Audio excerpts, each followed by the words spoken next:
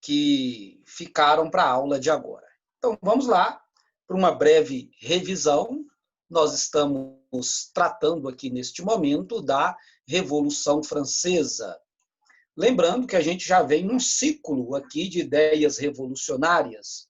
Nós estudamos um capítulo sobre o iluminismo, nós vimos a aplicação prática desses princípios iluministas com a Revolução Norte-Americana, que ocorreu em 1776. Agora, a gente vem para a França, que enfrenta graves problemas, né? Então, a França enfrenta problemas com relação à política do antigo regime. O antigo regime, ou seja, a monarquia, que faz um privilégio, que dá privilégios para a nobreza e para o clero. Então, nós vamos ter uma reação, portanto, do terceiro estado. Lembrando que o terceiro estado só rói o osso, né?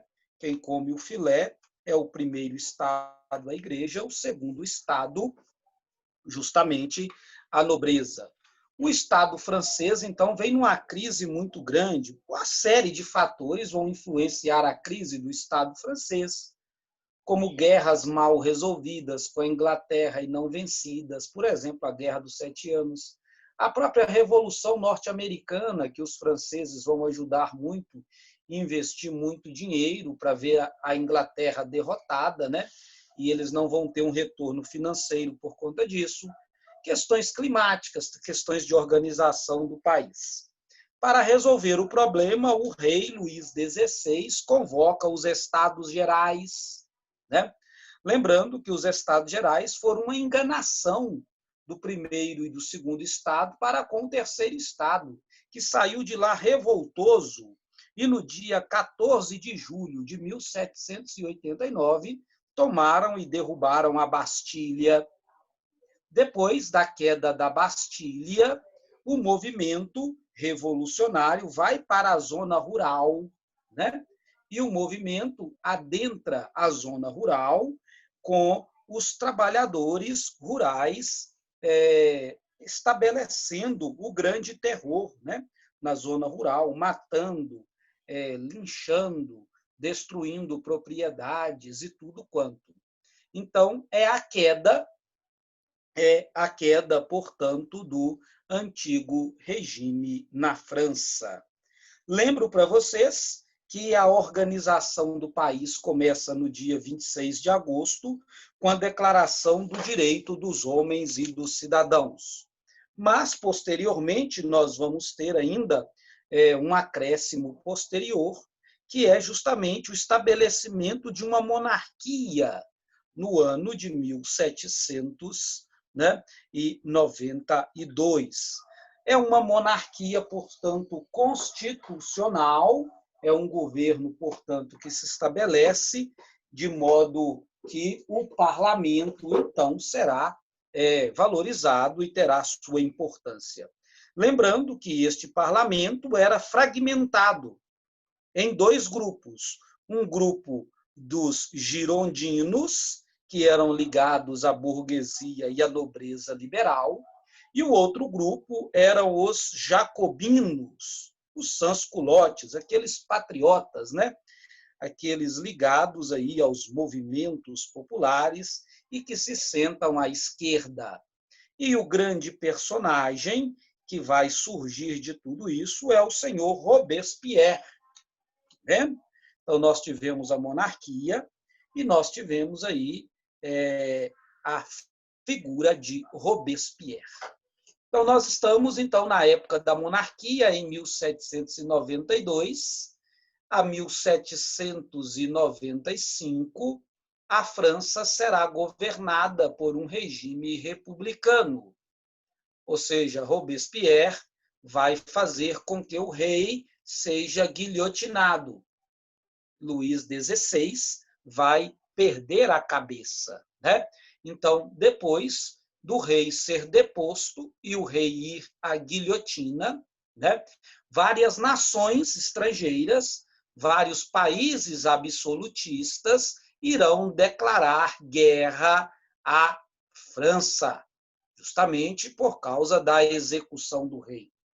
A França já estava em litígio com vários países.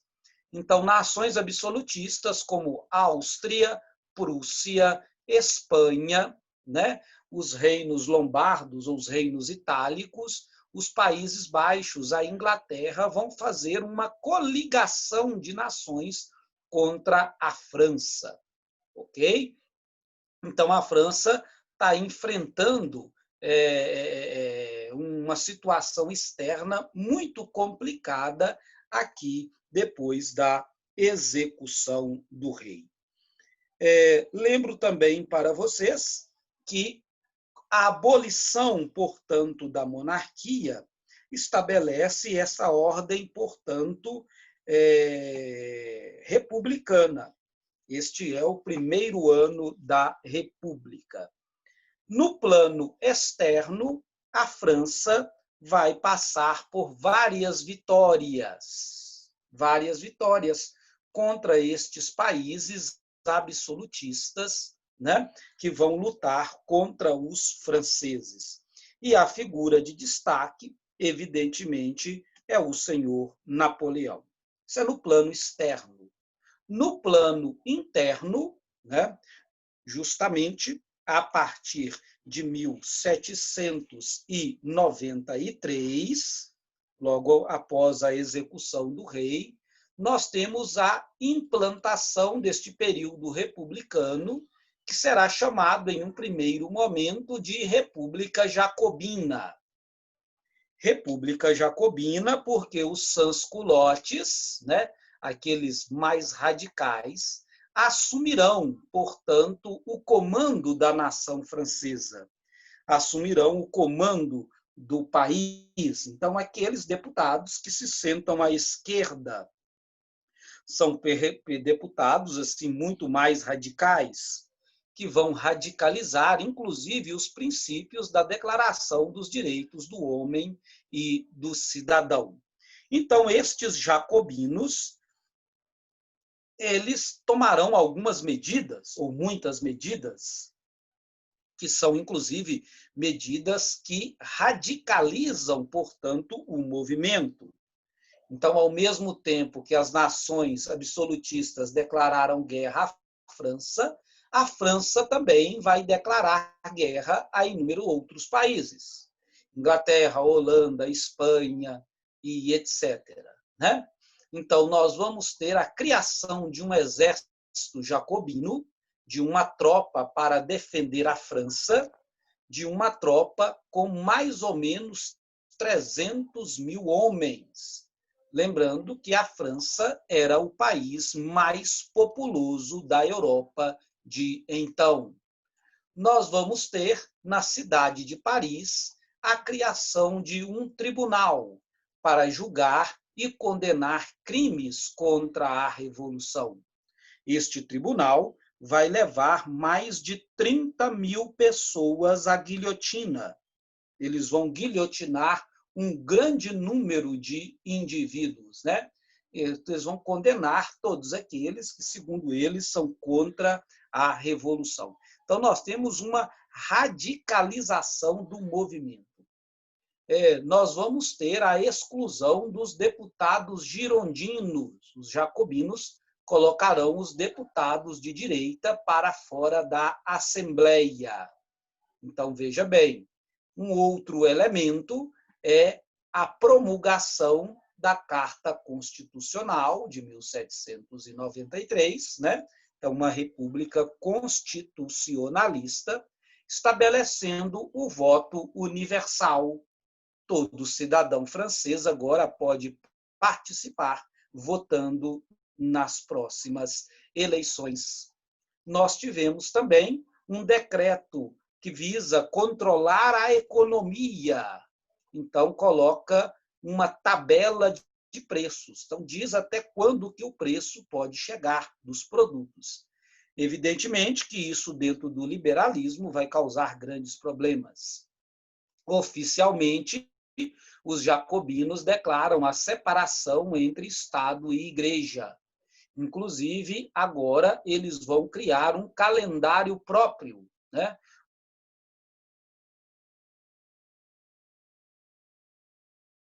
segue o ciclo da Igreja, que não segue a perspectiva da Igreja Católica. Não tem, por exemplo, as festas católicas, como Natal, Páscoa, né? Não tem mais feriados religiosos, né? Os feriados agora são feriados de Estado.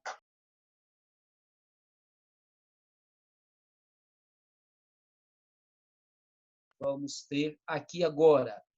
Eles vão organizar um comitê, né? Um comitê de salvação pública para dirigir os negócios, seja políticos, sejam militares. Então, vai ter um comitê de salvação pública e um comitê de segurança para as questões militares, evidentemente. Um outro elemento importante aqui dentro da República Jacobina é a reforma agrária. Vão confiscar várias terras da nobreza, não tem mais terras da igreja para serem confiscadas, né? Já foram confiscadas anteriormente, mas agora tem terras da nobreza que serão passadas, portanto, aos personagens do mundo agrícola, aos trabalhadores rurais.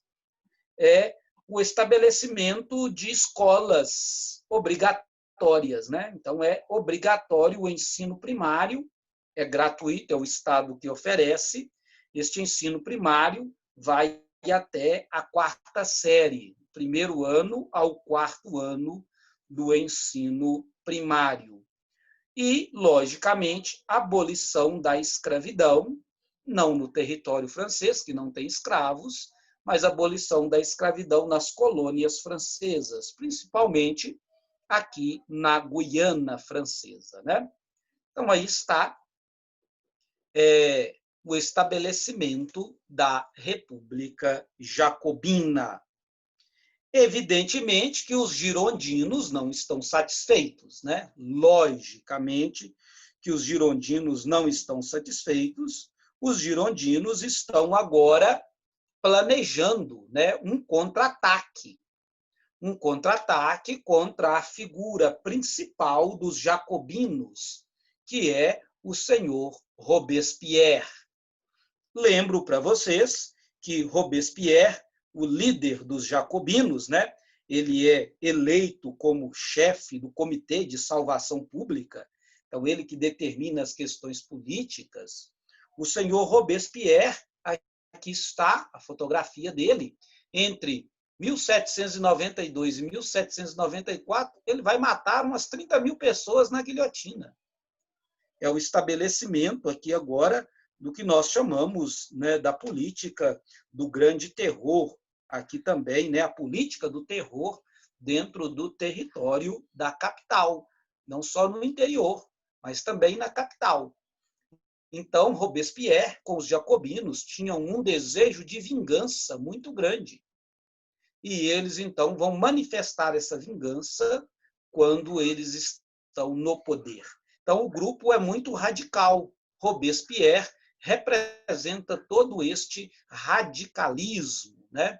E ele vai mandar muita gente para a guilhotina, inclusive até mesmo jacobinos.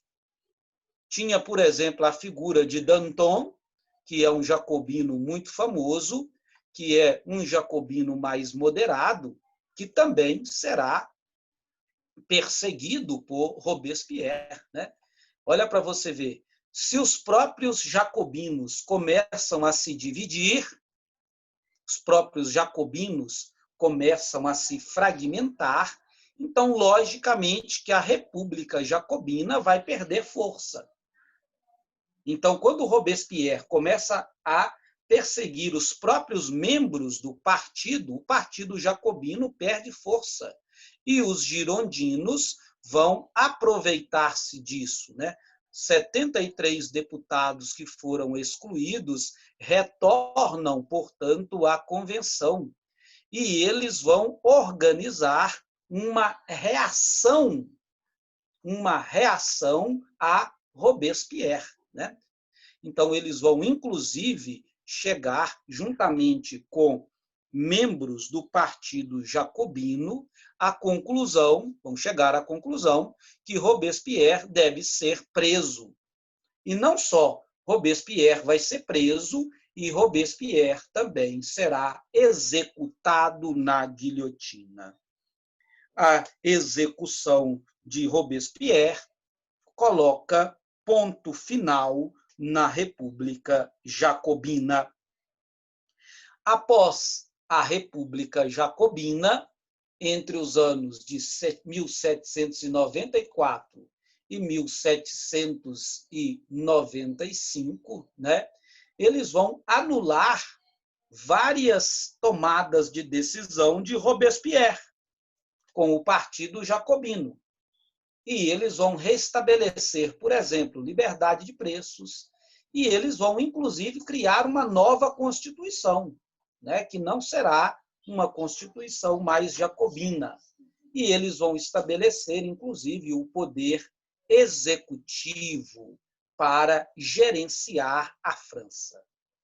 Em outras palavras, né, meu caro estudante, termina, portanto, o período da República Jacobina, nós vamos passar para o período do chamado Diretório.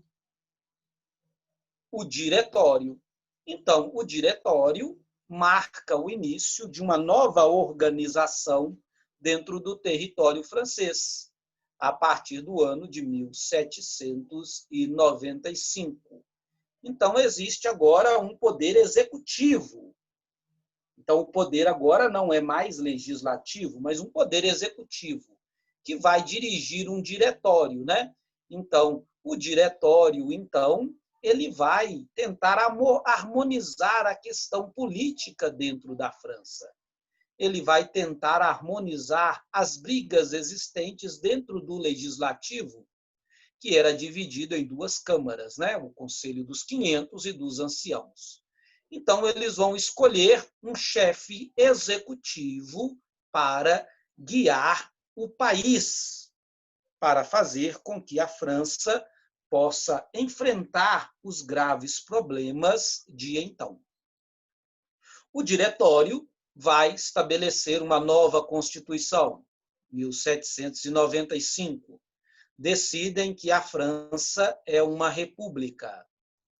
Decidem que o voto é censitário.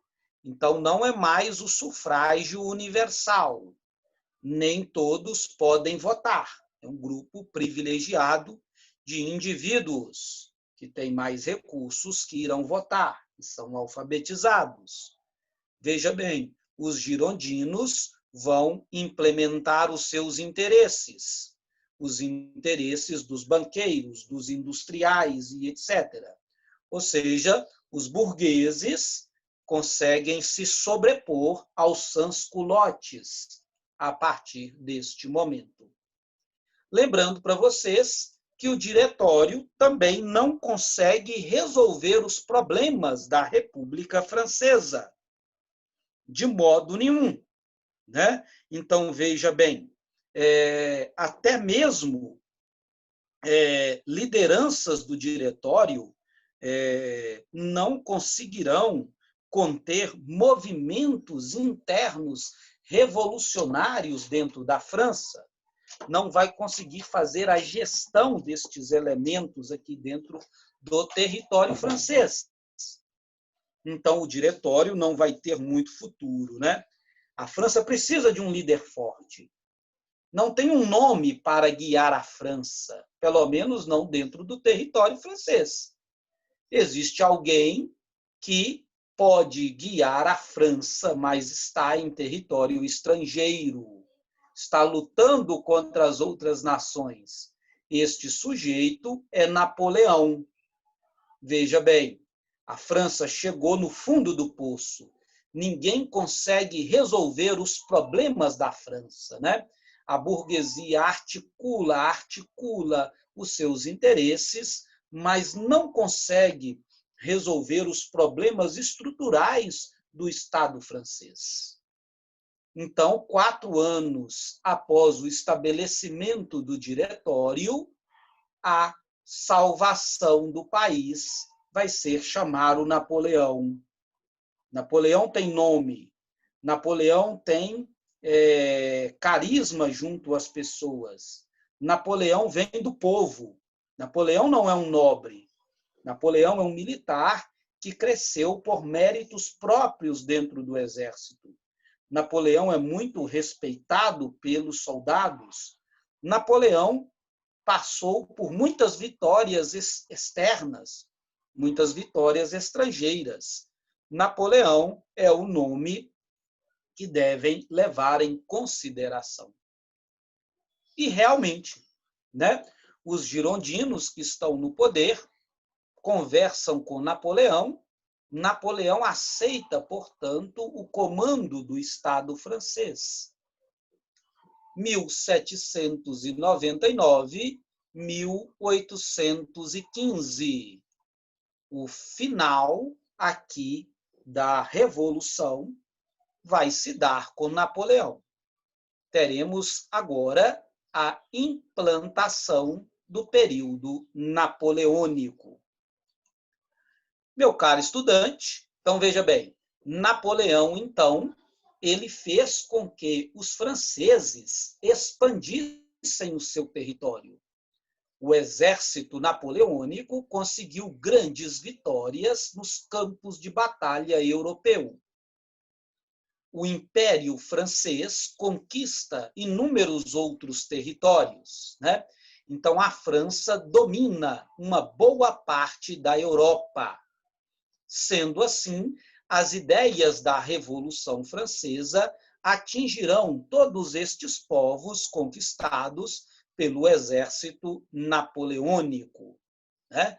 Mesmo quando Napoleão perde alguma batalha, né, os ideais da França se sobrepõem sobre aquele país. Este período napoleônico, então, ele vai ser um período de várias conquistas políticas. Vamos observar, então, que o período napoleônico ele é fragmentado, né? Em um primeiro momento, nós vamos ter o chamado consulado. O consulado nada mais é do que uma divisão do poder executivo. O poder executivo era realizado por um homem só, por um membro do diretório. Agora, o poder executivo é feito por 3 pessoas, 3 cônsules, né? Mas Napoleão se destaca. Na verdade, Napoleão vai tomar o poder. Gente, a mesma coisa acontece aqui no período regencial no Brasil, né? É muito parecido aqui a história do Brasil. Nós tivemos aquela regência trina, e dentro da regência trina temos a figura de Padre Feijó. Padre Feijó tem um destaque muito grande. E, na verdade, quem vai comandar o Brasil é Padre Feijó, que era o ministro da Fazenda, né? Na verdade, é o ministro da Justiça, me desculpa. Padre Feijó era ministro da Justiça. Napoleão é um dos membros, é um dos cônsules, e Napoleão é que vai realmente mandar no país. Então, veja bem, Napoleão, então, começa a centralizar o poder em sua mão, né? Lembrando-se que a burguesia, de certa maneira, apoia Napoleão. A burguesia está do lado de Napoleão, né? E Napoleão, então, paulatinamente, vai assumindo o comando do território francês. Neste período aqui do consulado, né, Napoleão vai implementar algumas medidas muito importantes que irão salvar o Estado francês. Algumas medidas, como, por exemplo, né, o estabelecimento de um código civil. É o Código Napoleônico, né? Uma série de leis que algumas tinham princípios liberais, né? E algumas eram leis burguesas. Vejam bem, garantia da liberdade individual, da igualdade jurídica entre as pessoas, tá vendo? Os princípios da Revolução. Liberdade, igualdade, fraternidade. Olha, o Estado agora é secular, existe, ou seja, separado da igreja, né? A propriedade é privada, Ele garantiu a propriedade privada e o Estado defende a propriedade privada, a instituição do casamento civil, né? Então, o casamento agora não é mais só religioso, ele é também civil. Então, enfrentando aqui a Igreja Católica. E alguns elementos são um pouco retrógradas, mas atende os desejos da burguesia, como, por exemplo, a proibição das greves e a proibição de sindicatos. Lembro também para vocês que uma outra situação muito importante de Napoleão é que Napoleão vai estabelecer acordos com a Igreja Católica, né? Mesmo confiscando terras do clero, mesmo dizendo que o Estado ele é secular, mesmo apresentando esses litígios com a Igreja, Napoleão vai ajudar o baixo clero. Lembro para vocês que o baixo clero é um personagem importante dentro da Revolução Francesa. Napoleão vai contratar os padres como funcionários públicos. Os padres, então, irão trabalhar para o Estado francês, o baixo clero, né? O alto clero foi morto na guilhotina, o baixo clero será contratado. Uma outra coisa muito importante do período napoleônico, né? Ele continua a política, inclusive das escolas, né? Então, ele deseja escolas públicas para todos. Todos irão frequentar a mesma escola, tanto rico quanto pobre, para que os dois possam ter igualdades de condição. E qualquer um que for trabalhar para o Estado francês deverá ser aprovado em um concurso. Então, concurso público, de acordo com o mérito, não de acordo com a classe social.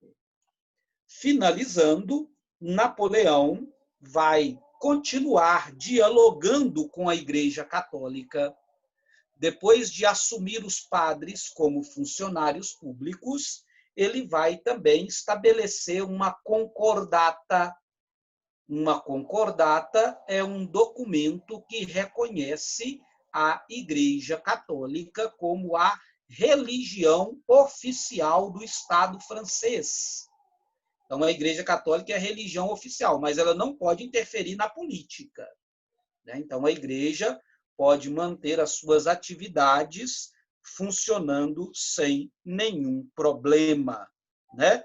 Tanto é que Napoleão se torna amigo do Papa.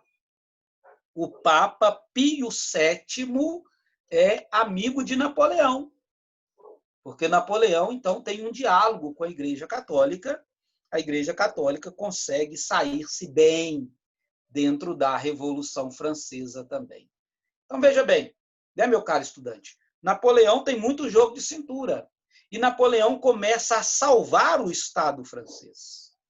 Ele começa a colocar o Estado francês nos trilhos, né? Napoleão é tão importante aqui dentro desta reorganização da Revolução Francesa, que Napoleão, então, nem será considerado mais cônsul. A partir do ano de 1905, né, Napoleão será decretado imperador. Olha que coisa extremamente interessante. A Revolução Francesa foi criada para destituir o poder absoluto. A Revolução Francesa ocorreu para tirar do poder a família Bourbon, tirou Luís XVI do poder. E o que vai acontecer? A Revolução termina com os revolucionários decretando Napoleão imperador. Então, veja bem, a França volta ao período de antes. Então, a França agora tem um imperador, tem um rei. E o nome deste rei, portanto, é Napoleão Bonaparte. Napoleão, então, aqui agora vai mudar de figura. Então, Napoleão aqui agora não é mais um republicano, né? Napoleão aqui agora é um monarca. E um monarca, então, centraliza o poder. E um monarca, ele tem que governar com pessoas ligadas a ele. Então, nós vamos ter a formação de um grupo aristocrático, de uma corte ligada a Napoleão. E, ao invés de Napoleão continuar reformas liberais, Napoleão mostra as suas verdadeiras garras. Napoleão vai aumentar a repressão e a censura dos cidadãos. Napoleão vai fazer muitas prisões e julgamentos arbitrários. Napoleão vai limitar a liberdade de imprensa, né? Napoleão vai incrementar uma política secreta, a atuação de agentes secretos. Qualquer crítica ao governo será retalhada por Napoleão. Está vendo? Então, Napoleão centraliza o poder. O poder agora está todo na mão de Napoleão. Então, neste momento, a França, né, ao invés de ser inimiga das nações absolutistas, a França passa a estabelecer amizades com outras nações absolutistas. Então, a França muda completamente de figura. O grande inimigo da França neste período se torna novamente a Inglaterra. A Inglaterra pode ameaçar a hegemonia francesa, principalmente a hegemonia econômica e comercial. As indústrias francesas são muito prejudicadas pela Inglaterra. Napoleão, portanto, decreta a guerra definitiva à Inglaterra. Guerra que será, portanto, colocada em prática com o chamado bloqueio continental.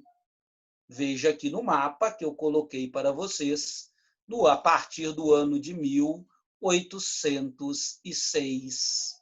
O bloqueio continental, portanto, visava enfraquecer a Inglaterra. Visava fazer com que a Inglaterra não enviasse mais os seus produtos para o mercado europeu, deixando o mercado europeu livre para os franceses. Como nós já falamos, como vocês sabem também, Portugal e Espanha, aqui está a Espanha, aqui está Portugal, não puderam obedecer o bloqueio continental, porque os negócios de Portugal e da Espanha eram nas colônias.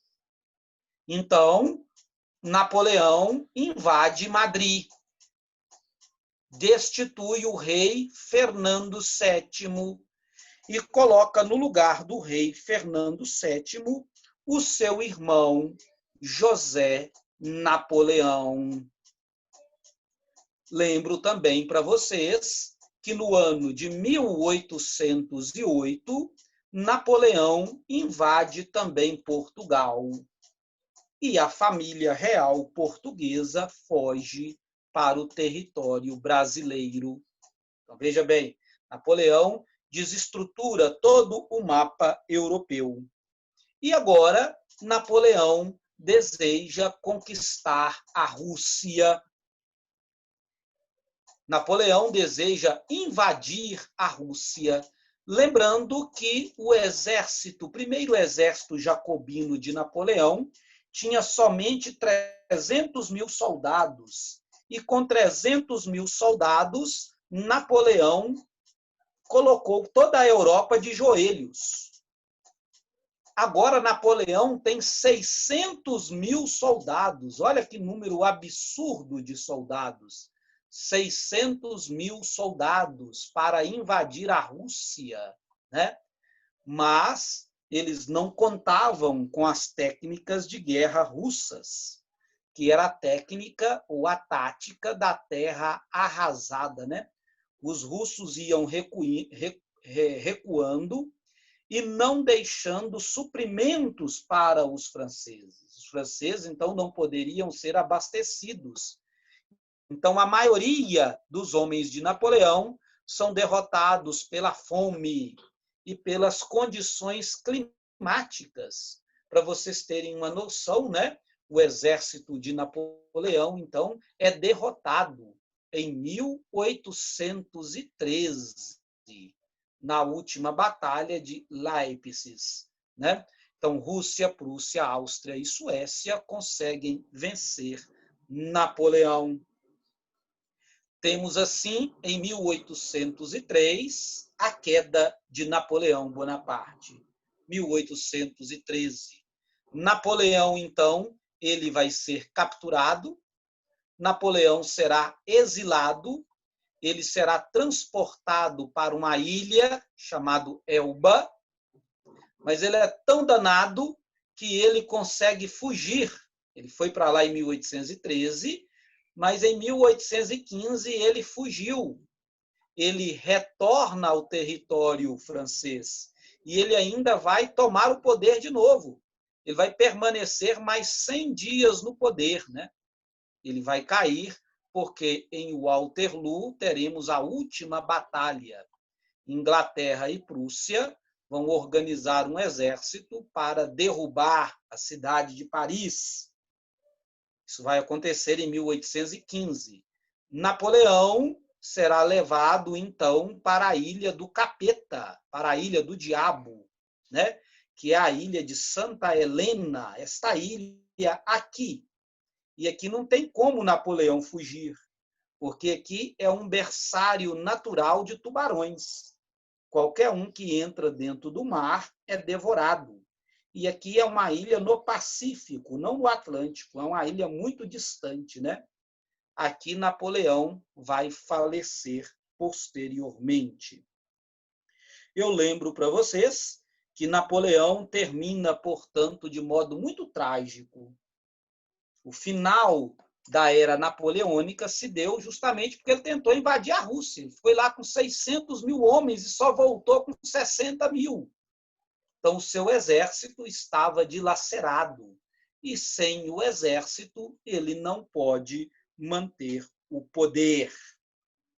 Logicamente que a Europa sente-se extremamente feliz e livre de Napoleão. Chegamos ao fim, portanto, do Império Napoleônico.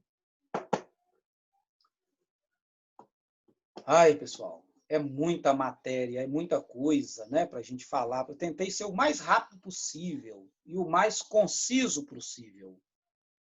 Estamos entendidos? E, pessoal? Sim. Vocês me desculpem a velocidade, mas na história eu vou ter que ser muito veloz para me dar conta de todo o conteúdo, né? Claro que eu gosto de conversar, de dialogar mais, mas a gente tem que apresentar o conteúdo. E eu ainda não terminei o capítulo, né? Eu ainda vou ter que falar sobre o Congresso de Viena.